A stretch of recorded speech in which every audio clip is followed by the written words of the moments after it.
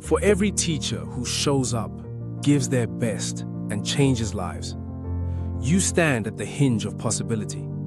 Every morning you cross the threshold of a classroom. You carry something most people never see: the quiet, unshakable belief that the child in front of you is capable of more than they know. You do not merely teach facts, you shape futures, steady trembling hearts, and swing open doors that a child did not even know existed. You do this on tired mornings, through difficult afternoons, and into evenings spent preparing to do it all over again. You do this not because it is easy, but because something in you knows it matters. Teaching is labor and love braided so tightly together that most days you cannot tell where one ends and the other begins. It demands long hours, emotional resilience, and a willingness to adapt, not once, not twice, but relentlessly for every child, every year. You carry lesson plans and mountains of paperwork, yes, but you also carry something far heavier and far more precious: hope. The hope that today might be the day a struggling child finally understands. The hope that your patience will outlast a student's pain. The hope that your belief in them will, in time, become their belief in themselves.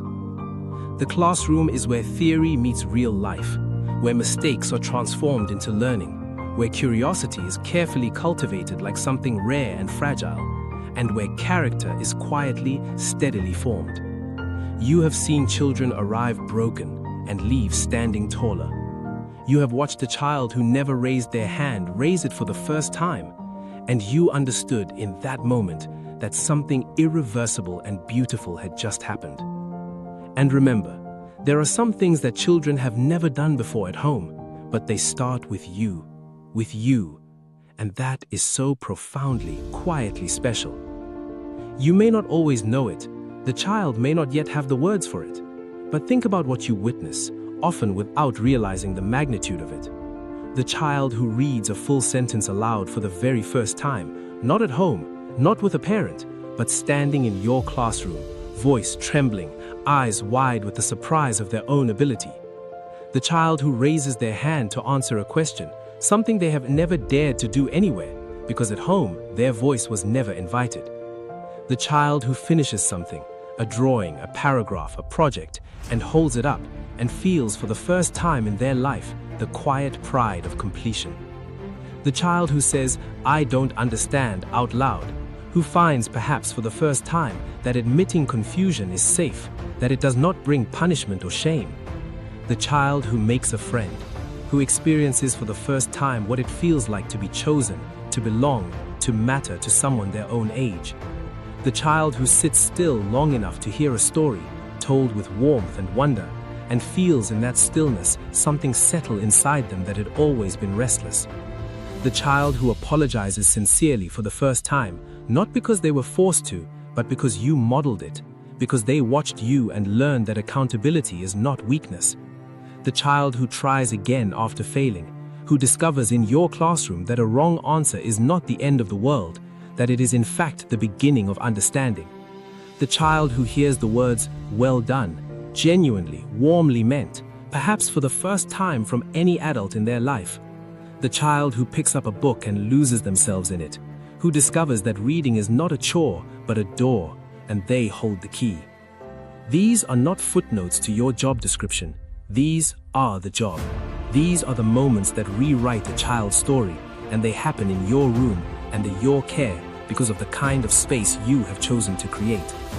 You may never know which moment it was for which child, but somewhere in your classroom right now, a first is happening. A quiet, life-altering first. And you are the reason it is possible. You unlock potential.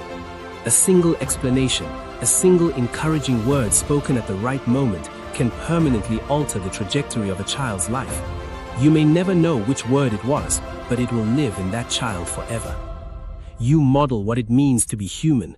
Through your example, you teach responsibility, empathy, and integrity, not through lectures, but through how you treat every child who walks through your door, especially the ones who are hardest to reach. You build community. Schools are the anchors of neighborhoods, and teachers are the steady, faithful hands that hold them together, through change, through hardship, through years when everything else seems uncertain. You preserve and renew the world. You pass on not just knowledge, but the values, the wonder, and the wisdom that sustain culture, drive innovation, and make civilization worth inheriting. You see the child no one else sees, the quiet one at the back, the angry one who is actually frightened, the brilliant one who has never been told they are brilliant. You notice, and being noticed changes everything. Every lesson you teach is a long, patient investment in the nation's future, one whose returns will not be counted for years, sometimes decades, but they will come. The engineers, nurses, artists, leaders, judges, and healers of tomorrow are sitting in your classroom today. They are watching how you handle pressure. They are listening to how you speak about difficulty. They are learning from you what it looks like to show up with integrity when it would be easier not to. A child you steadied on a hard day may one day steady a nation. A child you encouraged when they felt invisible may one day give voice to thousands. A child you refused to give up on may one day refuse to give up on someone else and pass your gift forward in ways you will never fully trace, but that will echo far beyond your lifetime. You matter, not in a polite, ceremonial way, but in the deepest, most consequential way a person can matter. Your patience on the days you felt you had none left. Your standards when it would have been easier to lower them. Your belief in a child's capacity when that child had stopped believing in themselves. These are not small things. They are the invisible scaffolding upon which stronger people, stronger families, and a stronger society are built. On the days when you doubt whether any of it makes a difference, and those days will come, remember this.